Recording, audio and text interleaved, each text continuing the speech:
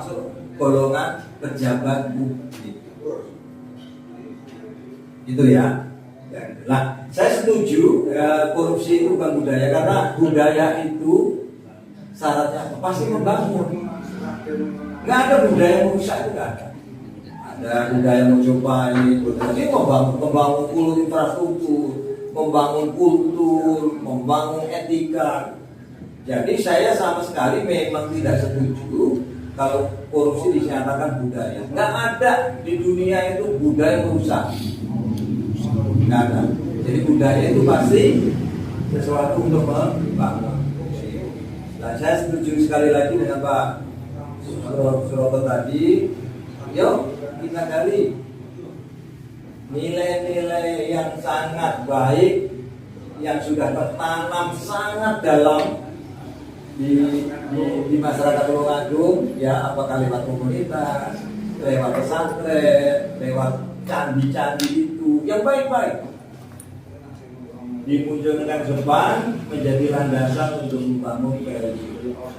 Sekali lagi, value yang sudah disepakati itu wajib bisa diterjemahkan dalam bentuk soft kompetensi, bukan hard kompetensi, soft kompetensi, ya. Jadi itu dibangun dalam bentuk soft kompetensi. Nah, nanti otomatis masyarakat Tulungagung akan unik. Di masyarakat Tulungagung nilainya ini seperti budaya Tulungagung. Sekarang nggak jelas nih, Pak Angka dan Pak Suroto itu orang mana nih? Nggak jelas. Nah, kira-kira itu ya. Jadi Pak Suroto mohon maaf, mungkin dalam next meeting kita harus ayo kita gali, mumpung waktunya sayang. Karena kalau ngomong korupsi bisa dibaca di media-media lah. Lalu kita mulai bicara tentang mencintai Tulungagung itu, caranya gimana nih? Kira-kira seperti itu. Ya, makasih. Ya, terima kasih banyak Pak Koko yang telah memberikan jawaban dari Pak Suroto. Ya. Selanjutnya, monggo waktu dan tempat Mas Oki mau bertanya. Selamat sore Bapak Sudarto.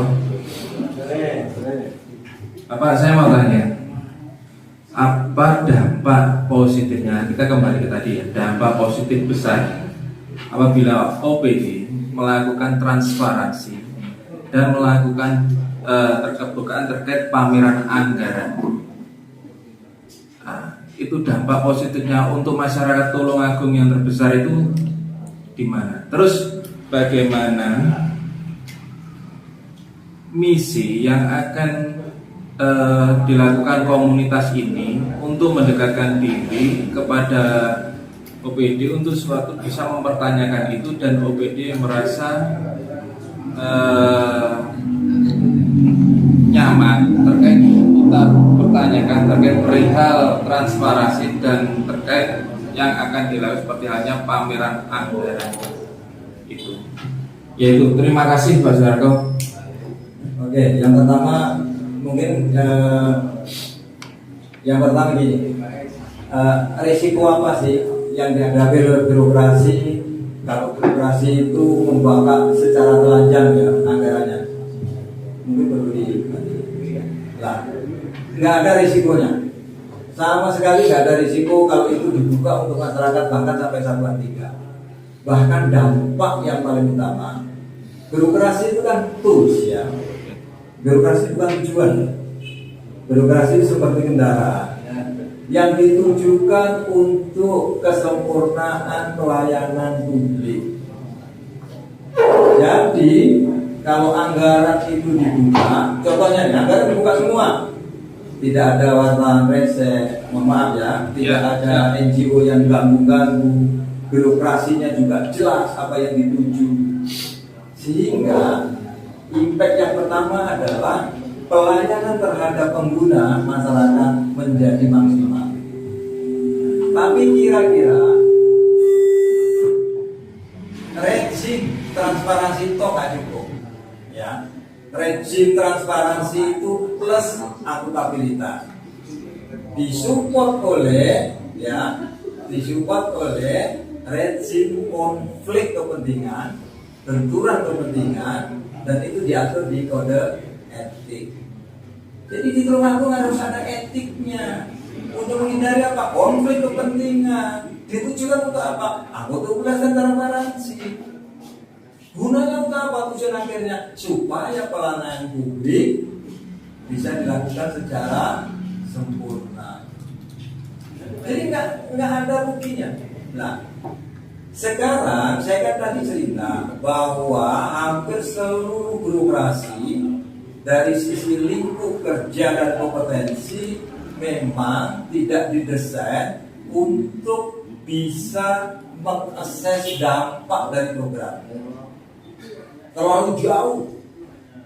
Jadi kalau misalnya di kecamatan Kauman gitu ada program perbaikan gizi, ya apakah kepala dinas itu punya tanggung jawab untuk mengakses program perbaikan gizi di kecamatan Kauman itu dampaknya seperti apa? Nggak ada. Birokrasi itu maksimal lokal, secara administratif sempurna, secara manfaat ada, gitu. Tapi dampaknya tuh bukan jangkauannya birokrasi. Nah pertanyaannya, impact dampak itu siapa yang mau menguasai? Seharusnya itu pengguna masyarakat. Tapi kan masyarakat tidak bisa berdiri sendiri.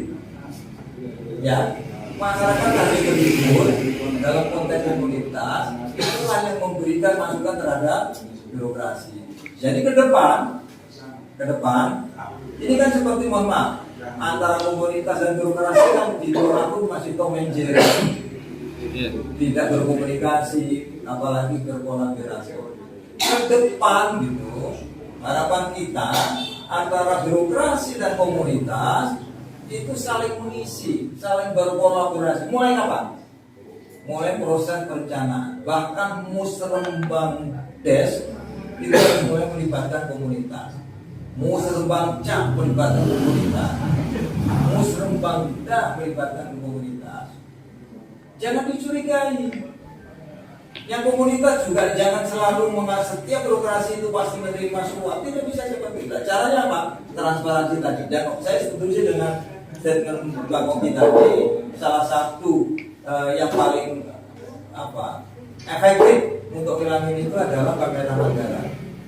Jadi kalau satuan 3 semua orang tahu kita mau ngapain sih? Semua udah tersaji di meja kok. Siapa yang mau curi-curi lagi? Curi pasti ketahuan orang yang di dekat meja kok. Udah ini jumlahnya 5, mau diambil kan semua orang tahu. Lah selamanya ini kue diuketin gini. Jadi dia diambil di bawah meja, nggak ada yang tahu. Lah ke depan taruh sini. Semua orang bisa lihat bahannya apa, bungkusnya apa, besarnya berapa. Nah kira-kira itu Pak Antar ya. Dan saya setuju dengan Oki. Yang pertama dari sisi birokrasi tidak ada risikonya. Ya, bahkan itu menghindari intervensi dari beberapa pihak, baik itu kekuatan dari luar, oligarki dan lain-lain. Dari sisi masyarakat pengguna, dia akan dapat pelayanan yang maksimal. Jadi itu memang menurut saya, pandangan saya sih cukup efektif lah ya keterbukaan anggaran. Siap, terima kasih. Terima kasih. Pak Koko. Cuma pertanyaan saya begini, tadi kan dampak positif ya, tidak ada masalah. Itu terkait dengan keterbukaan informasi publik Pak. Kan begini, kalau saya lihat Pak Koko, satu dinas saja di Tulungagung itu ada yang mencapai 4.570 paket, ya. Itu satu OPD. Nah, kalau sampai 17 OPD, itu nanti baligonya sapiro. Ya hanya itu kayak guyon, tapi itu kan masuk logika. Karena begini, ada hampir 2 OPD itu menghabiskan anggaran hampir ada yang sampai 600 M. Berarti ikut dari APBD 3T itu sudah terserapnya sangat banyak. Dan sebetulnya kalau terkait itu, ini karena dilanjut saja ya. Dampak positif apabila program atau rencana umum pengadaan orang Tulungagung itu bisa di-share lah atau dipahami itu kan sangat positif. itu tidak melanggar undang-undang ya? Tidak. Terima kasih. Nah, itu juga saya sangat setuju sebetulnya, karena begini, metode pemilihan penyedia kalau yang saya pelajari di rumah Gumba ya, yang umum itu kan ada pemilihan langsung, penunjukan langsung, pengadaan langsung, tender, ada ikut casing, katalognya, terus ada apa namanya seperti perlombaan. Yang terakhir itu ada yang namanya dikecualikan, metode pemilihan.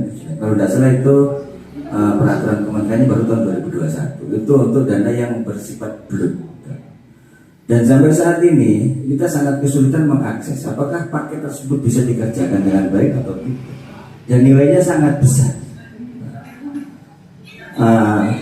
Untuk hal demikian, apakah karena ini kami teman-teman media ya, Pak Marco, karena jenengan tadi mempunyai posisi di pembinaan, apakah kita normatif tidak kalau kita langsung datang ke PPK atau KPA untuk menanyakan detail proses itu?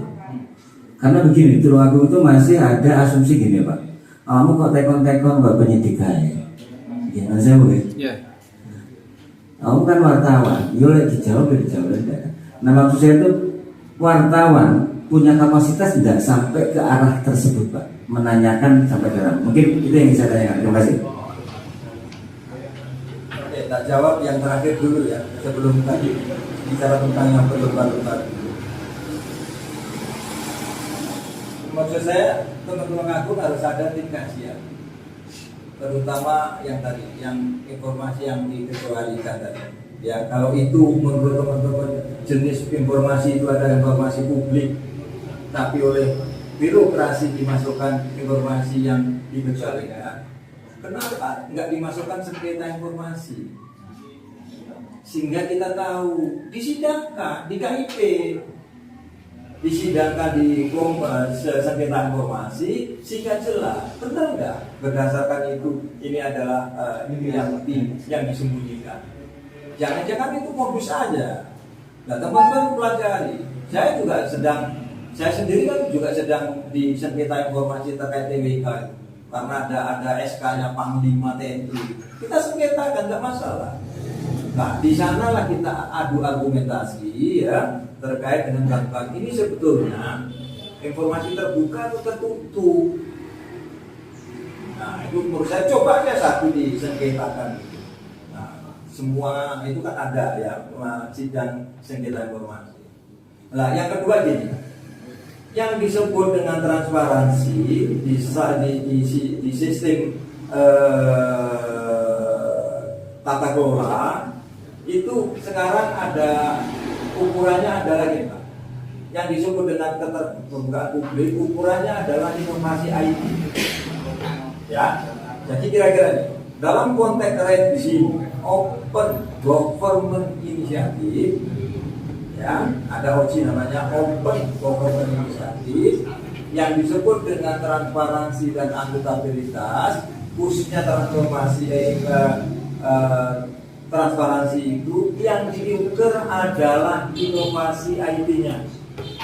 Jadi jangan bayangkan Bapak itu kalau informasi kertas berapa lembar, ya, dia wajib dong, ada beberapa laptop, 10 laptop yang itu bisa diakses publik, yang ditempelin 1 lembar 2 lembar aja. Tapi kalau publik pengen tahu ya duduk di situ, tidak boleh itu sekecil pun disembunyikan. Jadi bahkan harusnya kalau teman-teman bisa akses yang disebut dengan inovasi IT itu apa?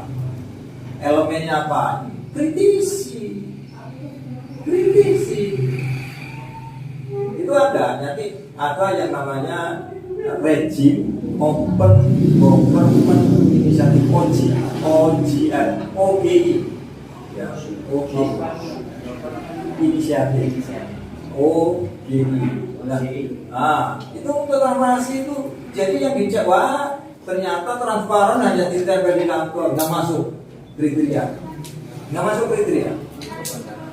Yang disebut kriteria adalah seberapa modern, seberapa terbuka, seberapa canggih birokrasi menyiapkan infrastruktur untuk kebutuhan transparansi publik. itu bisa dikritisi wartawan.